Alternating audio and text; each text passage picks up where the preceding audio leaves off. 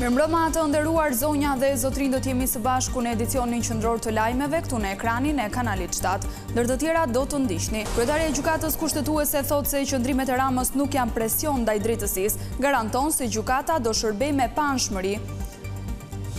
Berisha pranon propozimet e Agron Shejait për të dalë me një kandidat të vetëm për Bashkinë e Tiranës, por emri sipas tij duhet të vijë vetëm nga politika. Vota e publikut shpall sot në mbrëmje finalistin e tretë të spektaklit Ferma VIP 2 në Vision Plus. Në garë janë dy konkurrent, Andueli dhe Big Basta.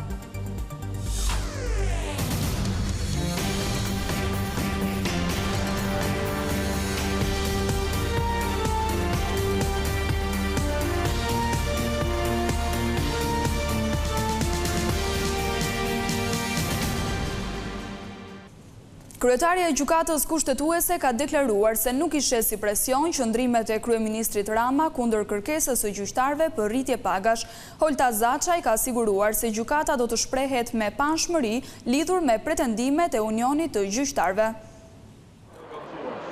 Në kulmin e debateve për pagat e gjyqtarëve, ka reaguar kryetaria e gjykatës kushtetuese Holta Zaçaj, duke siguruar panshmërinë e institucionit të drejtuar prej saj. Ajo ju përgjigj pyetjeve të gazetarëve nëse është ndjerë nën presion nga politika, e cila e ka kundërshtuar kërkesën e Unionit të Gjyqtarëve për rritje të rrogës. Zaçaj thotë: Në thelb është e rëndësishme që publiku të jetë i mirë informuar, të marrë informacione e dur, të bëjë vendimet e dura në kuptimin e investimit të gjykatës, dhe nga ana jonë ne të sigurojmë publikun që në fakt ne jemi të pavarur të paanshëm dhe do të bëjmë punën tonë pavarësisht se kush janë interesat apo se si mendojnë palët e përfshira në proces dhe jo vetëm.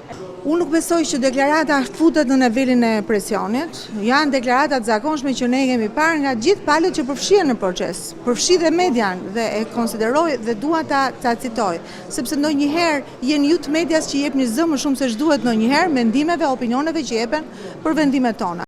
Sipas Zaçajt, vendimarrjet e gjykatës kushtetuese tregojnë stadin e demokracisë. Vendimet tona janë të zbatueshme. Ka vendime të caktuara të cilat politika besoj merr koston e vet nëse nuk i zbaton. Kur flasim për pushtete të tjera, e rëndësishme është që gjykata funksionon. Të mërkurën, kryeministri Edi Rama e cilësoi kërkesën e Unionit të Gjyqtarëve për rritjen e pagës me 700 euro, lajthitje. Sipas kreut të qeverisë, kërkesa është e pavend, pasi 3 vite më parë gjyqtarët përfituan rritjen e pagave. Aktualisht, gjykata kushtetuese ka vendosur të shqyrtojë çështjen në seancë plenare. Opozita shfrytëzoi Komisionin e Integrimit për të denoncuar parregullsitë në procesin elektoral. Kryetaria e Komisionit Jorida Tabaku tha se kapitulli themelor i negociatave, ai për zgjedhjet mori goditje të rënda në 11 maj, por për socialistët rezultati i parlamentareve ishte thjesht spektakolar. Parlamenti miratoi sot pozicionin negociues qeverisë shqiptare për grup kapitullin e 4 që përfshin mjedisin dhe energjinë. Partia Demokratike nuk mori pjesë në votim, por kryetaria e Komisionit të Integrimit, Jorida Tabaku, shfryzoi këtë mbledhje për të denoncuar procesin e 11 majit, pasi zgjedhjet janë një prej kritereve që janë pjesë e grup kapitullit të parë. Raporti paraprak i OSBE Odirit ngriti një sër çështjesh thelbësore, një sër çështjesh të cilat janë kritere të grup kapitullit të parë. Përdorimi i administratës publike, presioni ndaj administratës publike, përdorimi i burimeve shtetërore, presioni mbi votën, çështje të cilat në Shqipërinë e 2025-s ne do kishim menduar të gjithë që nuk ekzistonin, po fatkeqësisht ekzistonin, duke vendosur problematika të cilat e sfidojnë edhe procesin e integrimit, e sfidojnë edhe situatën ku ne ndodhemi, po e sfidojnë njëkohësisht edhe angazhimin dhe vullnetin politik që qeveria shqiptare duhet kishte treguar në këto zgjedhje. Ne kemi mjaftueshëm tribuna për të bërë komentet tona politike jashtë i komisionit, ku mund të shpalosim të gjitha opinionet tona politike lidhur që nga zgjedhjet dhe rezultati i tyre spektakolar. Procesi negociatave për antarësimin në Bashkimin Evropian parashikon bisedime mes Tiranës dhe Brukselit zyrtar për 33 kapituj të grupuar në 6 klastera, ku çdo aspekt i shtetit dhe shoqërisë, nga zgjedhjet tek sistemi i drejtësisë, nga bujqësia tek mjedisi, nga biznesi tek energjia, i nënshtrohen vettingut për të qenë në të njëjtin standard me Bashkimin Evropian. Deri më tani Shqipëria ka hapur negociatat për 5 grup kapituj dhe ka mbetur edhe një grup kapitull për të çelur të plota bisedimet me BE-n. Objektivin e antarësimit të Shqipërisë në Bashkimin Evropian brenda pak vitesh, Gjermania e sheh si të mundshëm. Ambasadori Karl Berger beson se hapja e grup kapitujve do të mbyllet në fund të vitit 2025, por diplomati thekson domosdoshmërinë në shpërsimit të luftës ndaj korrupsionit. Gjermania shpreh mbështetje të plot për anëtarësimin e Shqipërisë në Bashkimin Evropian me bindjen se hapja e grup kapitujve do të mbyllet brenda këtij viti fal punës së ekipit negociator. Duhet ta përgëzoj Shqipërinë dhe qeverinë shqiptare për hapjen e 4 prej këtyre 6 grup kapitujve në 8-9 muajt e fundit që nga tetori vitit kaluar. Ky është një shans shumë i mirë. Dhe ajo që mund të shohim në një nivel teknik është se ekipi negociator po bën një punë shumë të mirë, sepse tashmë këto 4 kapituj në 9 muaj janë një rekord. Jam shumë i bindur se me këtë kapacitet e ekipit të Truezës, pjesa tjetër e grup kapitujve do të hapet deri në fund të vitit. Pra nga kjo anë, me të vërtet duhet përgëzoj qeverinë, popullin për shpejtësinë. Në rrugtimin e Shqipërisë drejt BE-s, ambasadori thotë se do që Gjermania të jetë në krah të vendit tonë për të asistuar në shumë fusha, veçanërisht në luftën kundër korrupsionit e krimit të organizuar. Ne do të shqyrtojmë çështje si partneritetet administrative në çdo kuptim të mundshëm për të forcuar kapacitetet administrative. Në këtë kontekst, ne do të përqendrohemi shumë në çështjet që janë ngritur, siç është për shembull sundimi i ligjit dhe lufta kundër korrupsionit, që ngrihen në raportin e fundit të progresit të vitit kaluar. Dhe jam shumë i lumtur që e ndajmë këtë fokus me qeverinë. Ata janë zotuar ta bëjnë këtë për të trajtuar këtë çështje që shqetësojnë edhe shumë njerëz shqiptar me të cilët flas. Jam shumë i bindur se Shqipëria mund të arrijë mjaft nga objektivat që i ka vënë vetes, dhe ne do ta shoqërojmë Shqipërinë në këtë rrugtim. Komentet ambasadori gjerman i bëri gjatë një inspektimi të projekteve të mbështetura nga KFV-ja gjermane dhe GIZ në disa qytete në Shqipëri. Komisioni Ankimimeve dhe Sanksioneve me kërkesë të 2 anëtarëve të trupit gjykues vendosi të rihap kutitë e qendrave të votimit të Gramshit dhe Peqinit pas pretendimit të koalicionit Partia Demokratike Aleanca për Shqipërinë Madhështore për parregullsi të procesit. Rinumërimi i votave do të realizohet vetëm për efekt kontrolli nëse korrespondojnë numri i fletëve të votimit me atë që është pasqyruar në dokumentacion dhe nuk do të numërohen për efekt rezultati. Kërkesat e tjera të Partisë Demokratike për shpalljen të pavlefshme të rezultatit, vënien në dispozicion të gjitha filmimeve dhe përsëritjen e zgjedhjeve në qark u rrëzuan. Sali Berisha ka pranuar propozimin e Agron Shejajt për të dalë me një kandidat të vetëm për Bashkinë e Tiranës, por sipas kryedemokratit, opozita duhet të bashkohet rreth një emri që vjen nga politika.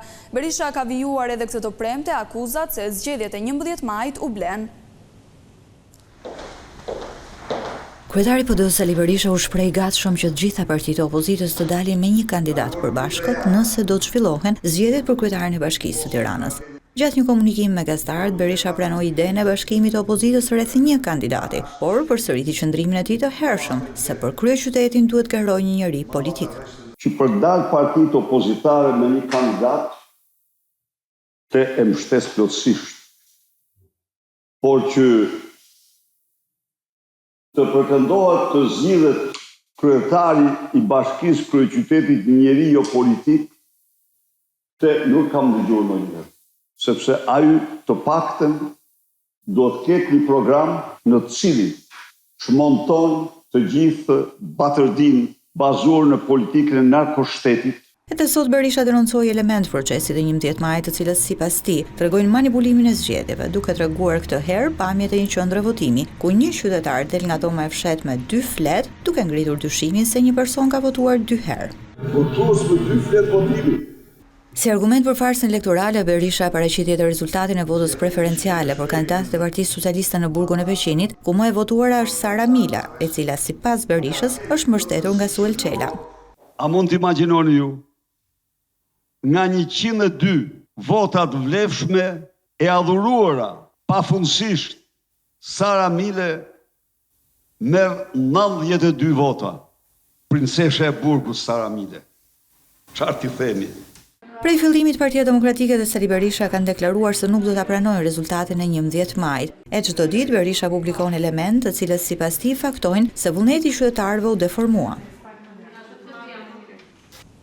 Ish-presidenti Ilir Meta kërkon të lirohet nga qelia. Avokati i tij, Kujtim Cakrani, i kërkoi gjykatës së posaçme të verifikojë kushtet për masën e sigurisë së kryetarit të Partisë së Lirisë. Sipas tij, duhet të motivohen arsyet pse klienti i tij po qëndron në burg 8 muaj pas arrestimit. Ilir Meta u vendos pas hekurave në 21 tetor të vitit të shkuar në ndyshimet se ka kryer korrupsion, mosdeklarim të ardhurash dhe pastrim parash së bashku me ish-gruan e tij, Monika Kryemadhi. Pak dyshon se ata janë të përfshirë në aferën Qes Dia dhe në lobimin në Shtetet e Bashkuara.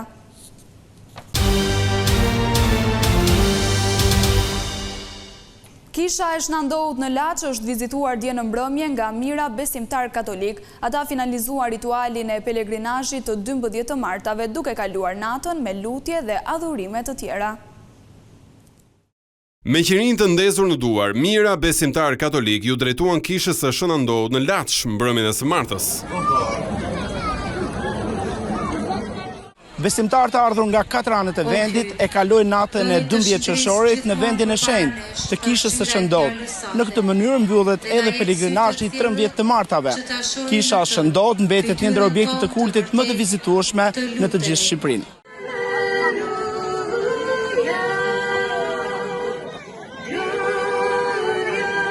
Që prej mesit të marsit, çdo të martë, besimtarë nga gjithë Shqipëria vizituan kishën e Laçit për të kërkuar ndihmë, shpresë dhe bekimin e shenjtit të njohur për mrekullitë e tij. Kam dëgjuar që bën mrekulli dhe shpresoj ndihmë për gjithëve. Kisha një dëshirë të madhe për të artu, për të kaluar natën, për të parë, për të dëgjuar, për të besuar. Faleminderit që qofra Zotit. 10.000 kam.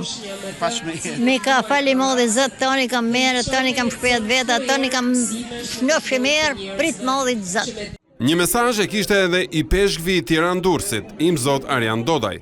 Njerëzit janë pasuru me makina, me shtëpia, por ndjejnë gjithmonë më shumë domosdoshmërinë me pasuru shpirtin e me besu nëpërmjet këtij shenjtit të madh, shenjtit tan ton, jetën, familjen, fëmijët e tyre. Ne duhet të besojmë veçanërisht vendin ton, rinin, familjet tona, sepse në këtë natë kemi një bekim, një ngushtim të jashtëzakonshëm. Për shumëve, pjesëmarrja në këtë pelegrinazh është një përvojë shpirtërore unike, teksa kisha dhe zona përreth shndrohen në një qendër të gjallë të besimit të krishterë.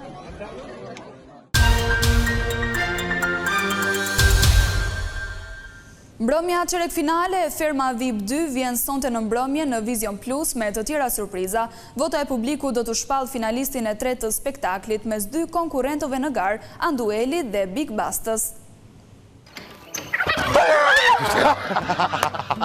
Në 20 qershor, Ferma VIP 2 do të mbyll dyert e një tjetër edicioni të suksesshëm, ndërsa prajmi i kësaj të premte pritet të shkaktojë një stuhi emocionesh, përballje të forta e momente të paharruara për pjesëmarrësit, si dhe publikun besnik të këtyre muajve.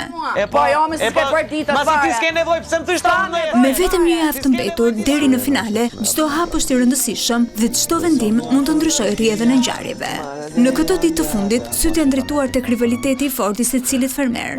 Ndërsa disa nga ata kanë krijuar lidhje të forta miqësore, të tjerë po luftojnë për të ruajtur pozitat e tyre brenda fermës. Sfidat fizike dhe mendore janë bërë më intensive dhe tensionet mes fermerëve janë të dukshme çdo orë që kalon. Me vërteke? Po.